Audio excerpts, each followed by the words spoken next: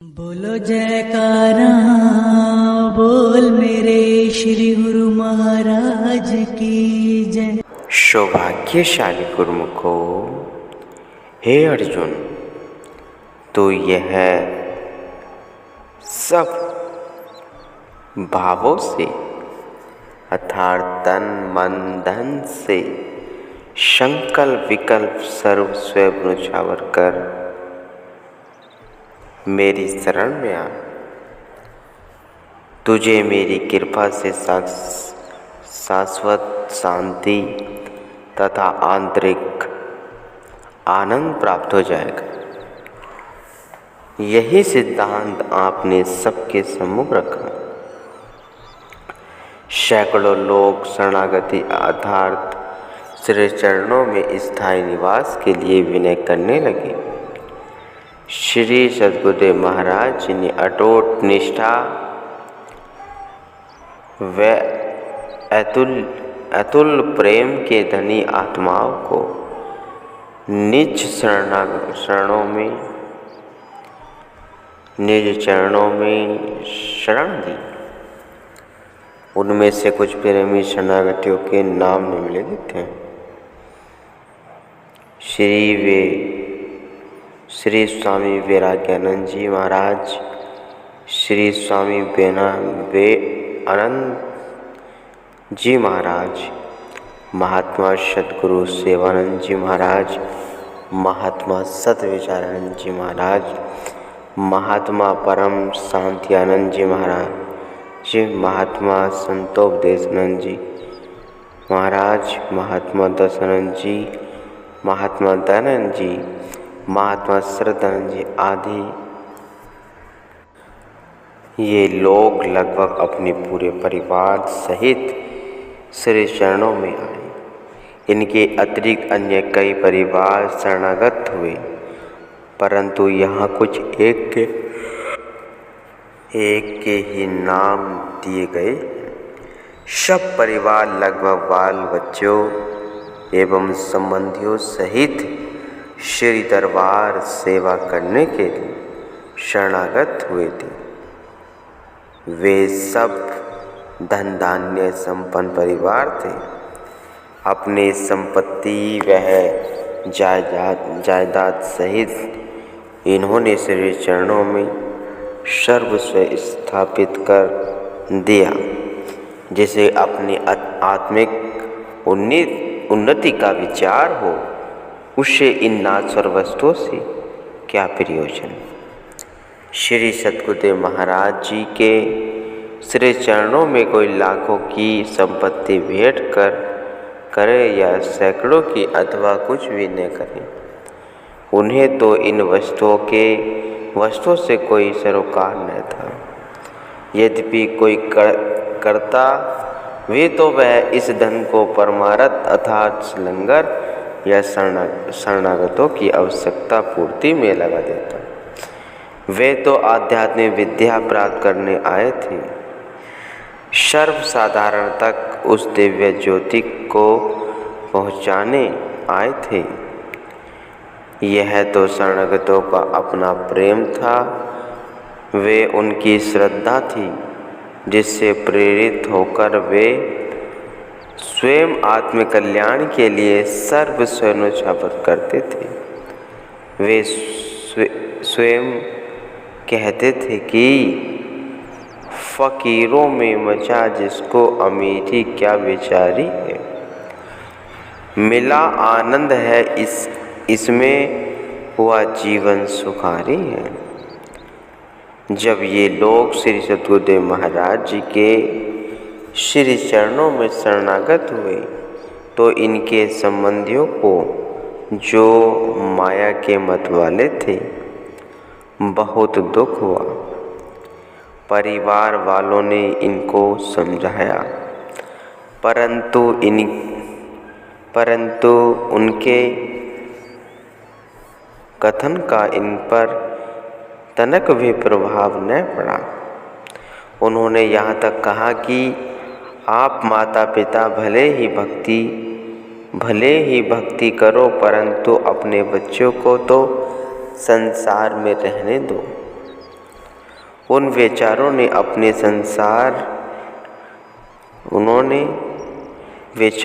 अभी संसार का देखा ही क्या है, किंतु उनकी किसी ने भी एक ने मानी। सर्व शरणागत परिवार श्री सद्गुरुदेव महाराज जी की आज्ञा वह मौज के अनुसार जीवन व्यतीत करने लगे, जिसका परिणाम यह हुआ कि थोड़े समय में 2-3 साल बाद ही इन लोगों की सच्चाई वह निष्काम सेवा का संपूर्ण प्रदेश पर इतना प्रभाव पड़ा कि जो लोग श्री दरबार के विषय में मिथ्या विचार करते थे, वे ही अपने अपराध को स्वीकार कर समय समय पर श्री सद्गुरुदेव महाराज जी के श्री पावन दर्शनों के लिए आने लगे।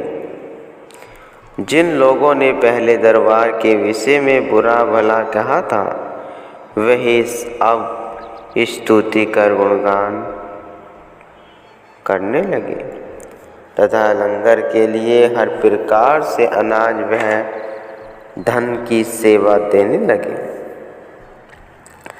सत्य है कि दृढ़ संकल्प और सच्चाई से जो काम भी किया जाए, उसका प्रभाव दूसरों पर अवश्य पड़ता है। दुनिया का वास्तविक रूप तो यह है कि भागती फिरती थी दुनिया जब तलब करते थे हम, अब तवज्जो छोड़ हमने वो बेकरार आने को है।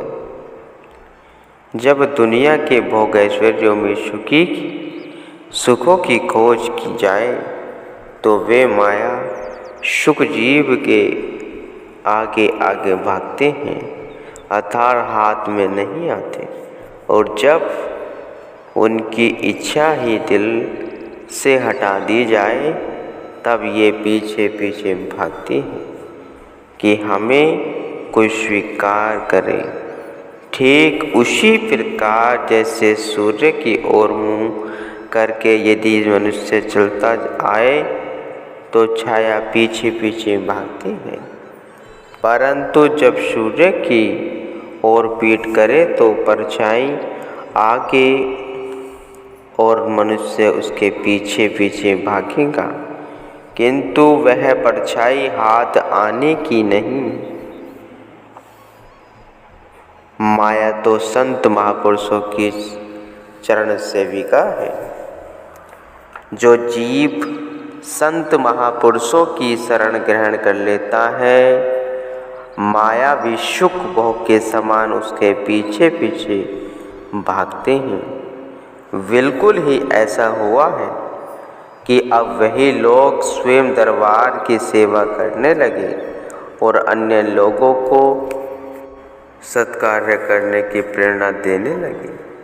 अब श्री सद्गुरुदेव महाराज जी श्री दूसरी बादशाही जी ने साधु मंडली तैयार की और उन महात्माओं को सत्संग उपदेश के लिए आज्ञा देकर उपयुक्त स्थानों पर श्री दयाल जी की ओर प्रेम भक्ति तथा सुरत शब्द योग का उपदेश पहुँचाने के लिए भेजा।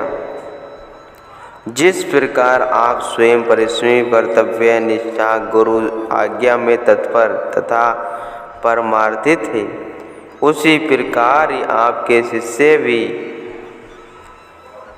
तदनुरूप हुए। न उन्हें दिन का चैन और न रात्रि को विश्राम की चिंता थी। परमार्थ पथ पर श्री गुरु आज्ञा अनुसार जन जन तक अमर सत्य की ज्योति का प्रकाश फैलाना था। इन सब का परम कर्तव्य था। आपकी शक्ति तथा आशीर्वाद से सेवकों ने यह कार्य कर दिखाया, जिससे यह संप्रदाय उन्नति के पथ पर अग्रसर होता गया। आप स्वयं लक्की मरवत में श्री सत्संग में पावन धारा बह रहे थे। सत्संग पावन धारा बहा रहे थे। यहाँ पर प्रेमी परवाने वन समा पर मिटने के लिए शीघ्र अतिशीघ्र आ रहे थे। इस प्रकार श्री श्री 108 श्री सद्गुरुदेव महाराज जी श्री दूसरी पातशाही जी ने अक्टूबर सन 1919 से सन 1924 तक सीमा प्रांत के नगर नगर एवं गांव गांव में उपदेश अमृत से नवजीवन का संचार कर दिया। सीमा प्रांत को कृतार्थ कर आप श्री सद्गुरुदेव महाराज जी दूसरी पातशाही जी की मौज पंजाब को चिताने की हुई, क्योंकि संत महापुरुषों का मिशन सर्वजनहित हितैषी होता है। श्री रामचरितमानस के उत्तरकांड में संत महापुरुषों की परोपकारिता का वर्णन इस प्रकार हुआ है। संत महापुरुष वृक्ष, नदी, पर्वत तथा पृथ्वी ये सब दूसरों की भलाई के लिए कार्य करते हैं, किसी एक के लिए नहीं, अपितु बहुजन हिताय से सबके लिए समभाव से हित करते हैं। वृक्ष चाहे कोई फल तोड़े, कोई फल तोड़ ले, नदी से चाहे कोई पानी ले अथवा जितना चाहे भर ले, दोनों कुछ नहीं कहते। पृथ्वी अनेकों दुख सहती हुई वे समभाव से हित करती है। इसी प्रकार संत महापुरुष परमार्थ तथा भक्ति की अमृत वर्षा सर्वसाधारण पर समभाव से करते हैं। कोई भी इस अमृत को अधिकारी बनकर पी सकता है। इसमें जाति पाति तथा उच्च नीच की कोई भेद नहीं रखा जाता।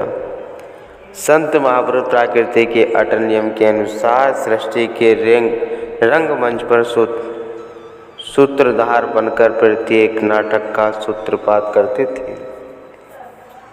जिस प्रकार नाटक में प्रथम कारण पुनर्रचना तथा अंत में परिणाम होता, वैसे ही संत महापुरुष परमार्थ के रंगमंच पर देवे प्रेरणा से सेवकों को कारण बना स्वयं निर्देशक बनाते थे। जिस प्रकार कुरुक्षेत्र के युद्ध में शक्ति तो श्री कृष्णचंद्र जी महाराज जी की थी, परंतु सेवक का मान बढ़ाने के लिए नाम अर्जुन का था। इसी प्रकार आप परमार्थ पद पर आरूढ़ होकर सेवकों की विनय को कारण बना स्थान स्थान पर नाम अथवा शब्द रूपी औषध से जन जन के शीघ्र रोगों का निवारण कर रहे थे। जब पंजाब को जिताने की श्री मौज हुई तो उस समय आप डेरा इस्मल्ला खां में पावन उपदेश से सबको कृतार्थ कर रहे थे। आसपास के क्षेत्रों से प्रेमी भक्त तथा संस्कारी आत्माएं अमृत प्रवचन श्रवण करने के लिए आने लगी गुरुमुखों।